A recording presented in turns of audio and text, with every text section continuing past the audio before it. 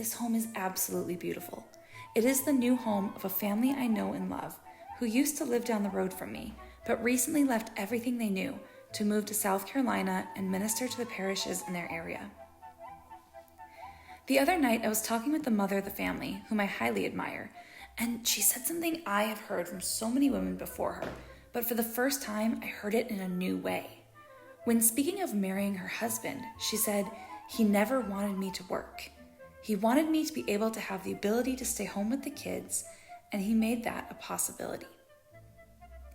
Though I've heard it from many women before, I guess I wasn't in the right position for it to actually hit home in my heart.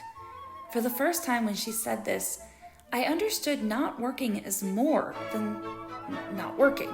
This woman homeschools, writes articles and books, hosts events and retreats, runs marriage ministries, and so much more. The list goes on. She is not just a stay-at-home mom, she is the woman from Proverbs 31. Our culture has a big lie to tell us about this. It does not want us to appreciate the stay-at-home mom. Our culture sees family this way. First, they say you need to make money. So then you can find a husband and then you can get married. Then you cultivate money together, and when it is fruitful and stable, you have a family, and that's what makes a home. Ladies, we have it backwards.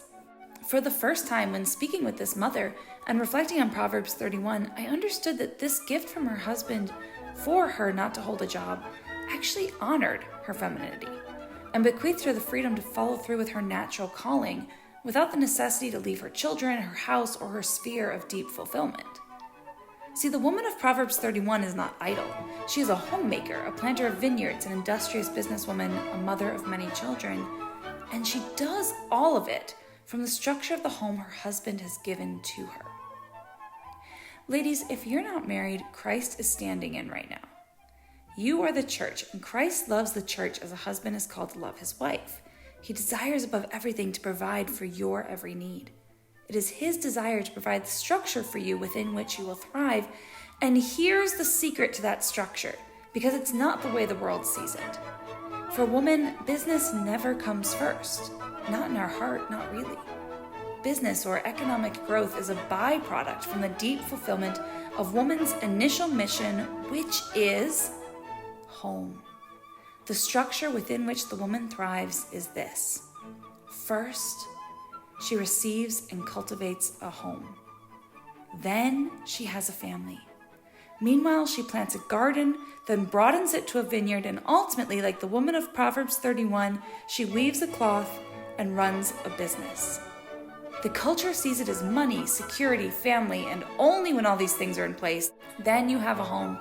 But God sees it not at all as the world sees it. For him, it is home first, then family. Together, the family builds toward the security, and finally, as an overflow of the man and woman working together, comes the wealth. For a woman, the home comes first, and the business flows out of it. Home is where she finds deep fulfillment, direction, and peace. Home is where she receives and gives forth the love of the Lord. So the question I am learning to ask now, after talking with the mother of this beautiful home, is, where is Christ building me a home? And how can I be his spouse in this space?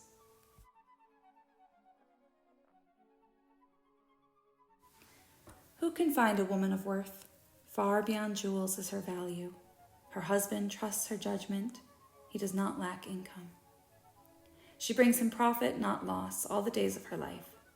She seeks out wool and flax and weaves with skillful hands. Like a merchant fleet, she secures her provisions from afar. She rises while it is still night and distributes food to her household, a portion to her maidservants. She picks out a field and acquires it. From her earnings, she plants a vineyard. She girds herself with strength. She exerts her arms with vigor. She enjoys the profit from her dealings. Her lamp is never extinguished at night. She puts her hands to the distaff and her fingers ply the spindle. She reaches out her hands to the poor and extends her arms to the needy. She is not concerned for her household when it snows. All her charges are doubly clothed. She makes her own coverlets. Fine linen and purple are her clothing. Her husband is prominent at the city gates as he sits with the elders of the land. She makes garments and sells them, and stocks the merchants with belts. She is clothed with strength and dignity, and laughs at the days to come. She opens her mouth in wisdom. Kindly instruction is on her tongue. She watches over the affairs of her household, and does not eat the bread of idleness. Her children rise up and call her blessed. Her husband too praises her. Many are the women of proven worth, but you have excelled them all. Charm is deceptive and beauty fleeting. The woman who fears the Lord is to be praised. Acclaim her for the work of her hands, and let her deeds praise her at the city gate.